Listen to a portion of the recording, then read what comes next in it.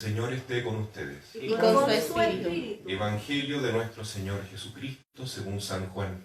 Gloria a ti, Señor.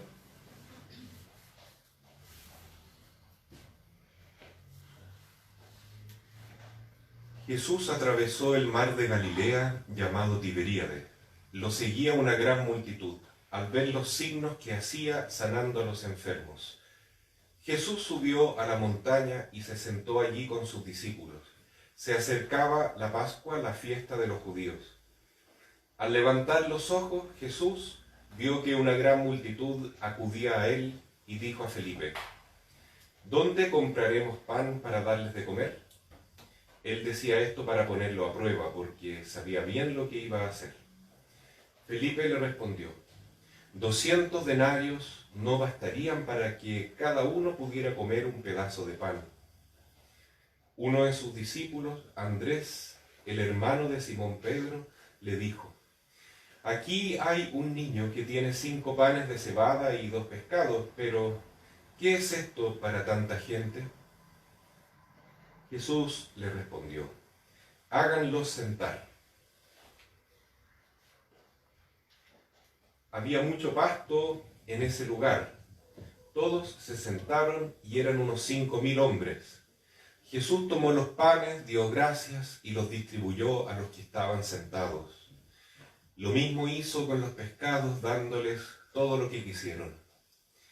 Cuando todos quedaron satisfechos, Jesús dijo a sus discípulos: Recojan los pedazos que sobran para que no se pierda nada. Los recogieron y llenaron 12 canastas con los pedazos que sobraron de los 5 panes de cebada. Al ver el signo que Jesús acababa de hacer, la gente decía: Este es verdaderamente el profeta que debe venir al mundo. Jesús, sabiendo que querían apoderarse de él para hacerlo rey, se retiró otra vez solo a la montaña. Palabra del Señor. Gloria y honor a ti, Señor Jesús. Tu palabra me da vida, confío en ti, Señor. Tu palabra es eterna, en ella esperaré. Tomen asiento. Queridos hermanos, hoy meditamos un evangelio que está en consonancia con todas las enseñanzas que nos ha dado la Iglesia en esta segunda semana de Pascua, que son enseñanzas muy teológicas acerca de la resurrección de Cristo.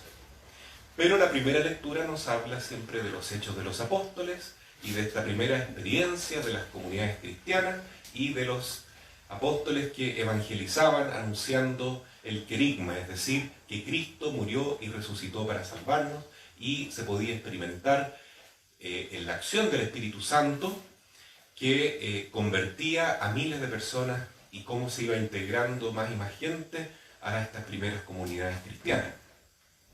Entonces, hoy día nos cuenta los hechos que un fariseo llamado Gamaliel, un hombre muy respetado por los judíos, hasta el día de hoy reconocido, que fue además maestro del apóstol Pablo, que también era fariseo cuando se llamaba Saulo, y este maestro defendió a los apóstoles un poco, defendió a la iglesia, y trató de moderar ese odio, esa rabia que sentían los demás fariseos que querían destruir lo que ellos pensaban que era una secta peligrosa, el cristianismo.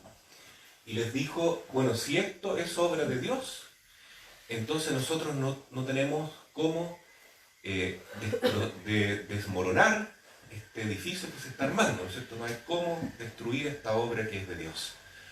Pero si es obra de hombres, se va a destruir sola. Entonces mejor no tratemos de influir tanto para que los apóstoles no prediquen, démosle un poco de libertad.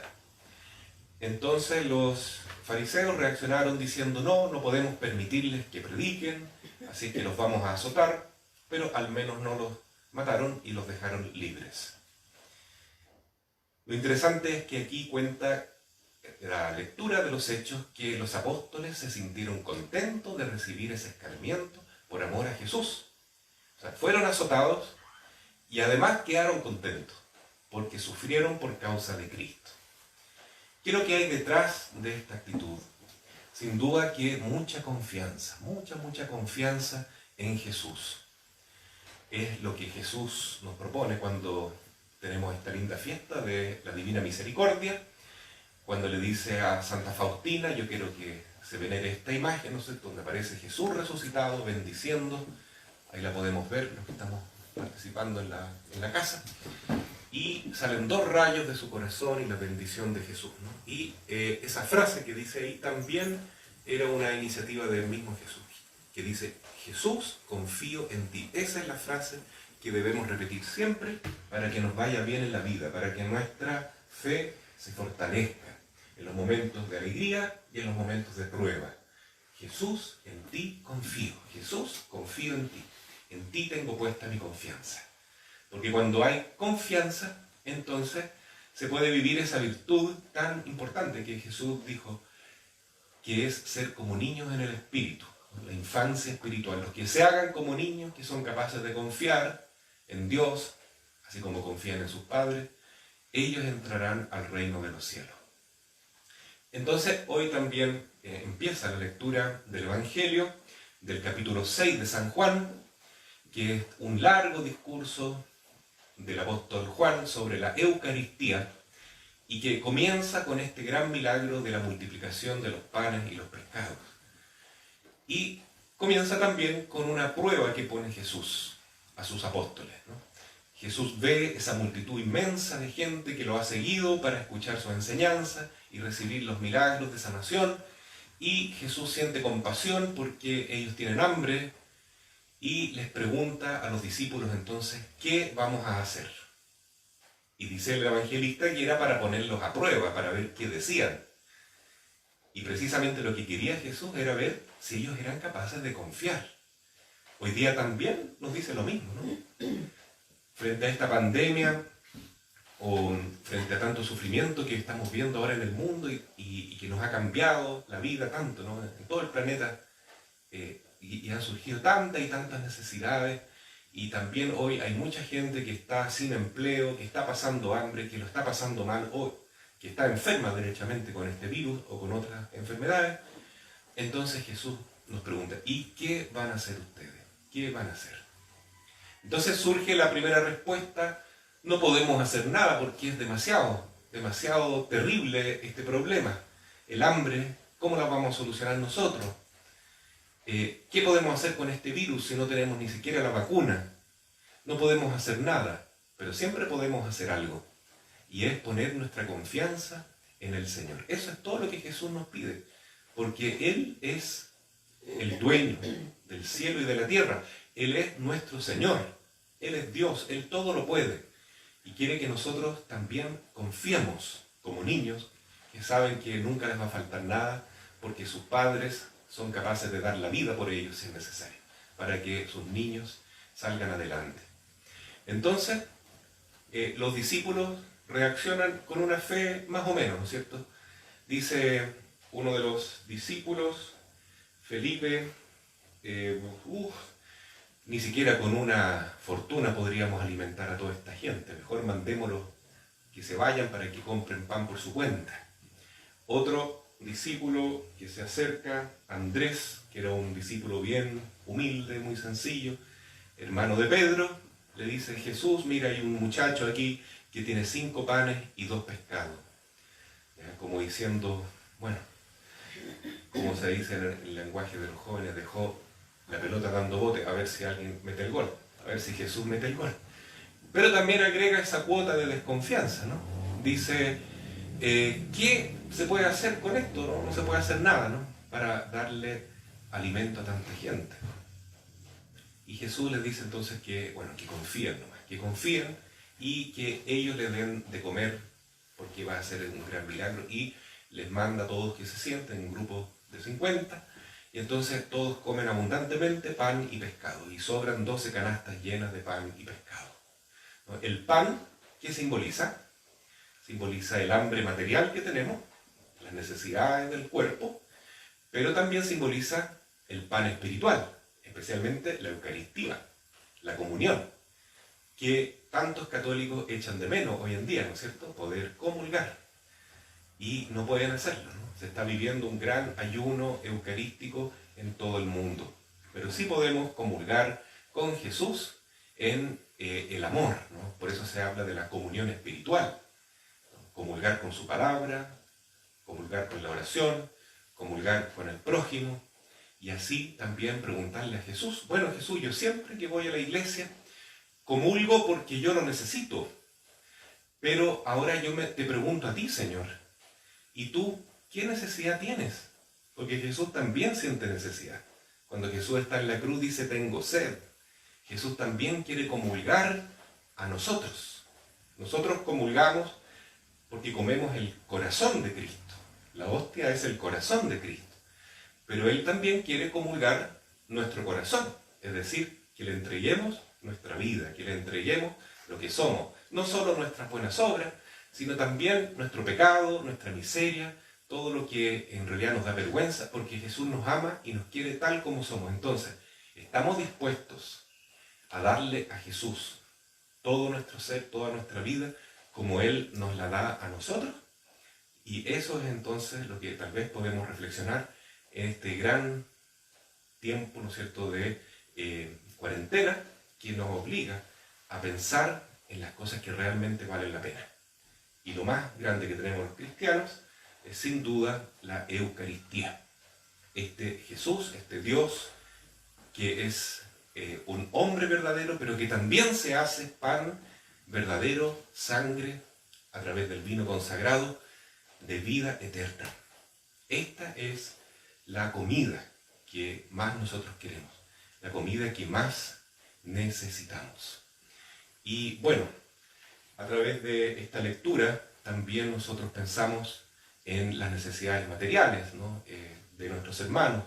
¿Qué podemos hacer, ¿no?, para ayudar, para remediar? Entonces han surgido tantas campañas en este tiempo para ayudar a las personas necesitadas, para ayudar a los enfermos, para acordarse de las personas de más edad, tal vez, que están encerradas en sus casas y que hay que resguardarlas, cuidarlas de una manera especial, pero hay que estar con ellos también, ¿no? Y lo podemos hacer por una llamada telefónica, por tal vez un encuentro virtual a través de internet.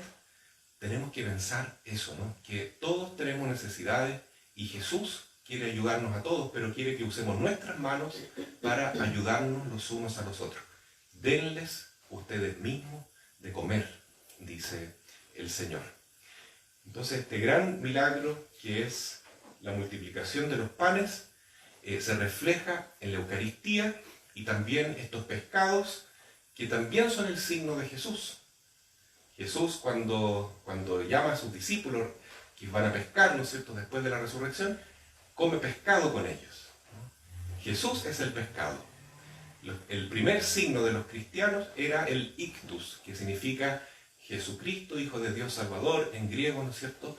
Y ellos se reconocían haciendo la figura de un pescado en la tierra. Pero también nosotros somos pescados, porque Él le dice a Pedro, ustedes son pescadores de hombres, y todos hemos sido, entre comillas, pescados por el amor de Jesús, a través de la predicación de la iglesia, a través de nuestra vida en comunión con nuestra iglesia, con los sacramentos, con la catequesis y con tantas otras maneras que tenemos de comunicarnos y de convivir en nuestra iglesia. Eso también lo echamos de menos y lo valoramos. Ojalá que cuando pase toda esta crisis, cada vez que vengamos a la iglesia, aprendamos a dar gracias por este don que tenemos, de poder dar la paz, de poder abrazarnos, de poder conversar, de poder vernos, de poder tener más tiempo para estar unos con otros, porque ahora no lo podemos hacer, pero sí podemos valorarlo. Todos somos entonces, como Jesús, pequeños pescados que estamos en esta iglesia y que estamos llamados también a representar a Jesús con su bondad, con su sabiduría, con su amor. Pidamos a la Santísima Virgen hoy que nos ayude a tener este gran amor a la Eucaristía que aquí en San José de la Mariquina nos ha regalado de una manera muy particular, que es la capilla de adoración perpetua. Porque en este lugar, en esta piscina donde estamos, se ha cumplido un año de adoración perpetua, es decir, 24 horas al día, de lunes a domingo.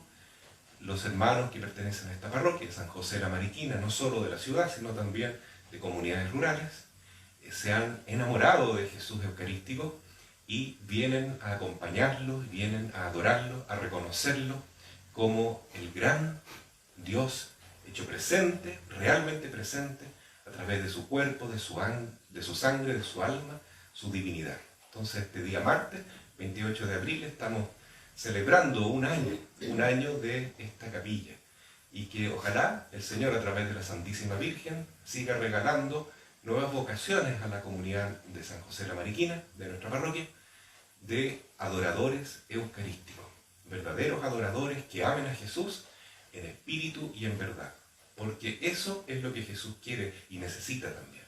Nuestro amor, nuestra entrega, nuestro abandono a Él, estar con Él, para que Él pueda estar en forma más perfecta con nosotros y con toda nuestra comunidad. A Cristo sea el honor y la gloria por los siglos de los siglos. Amén.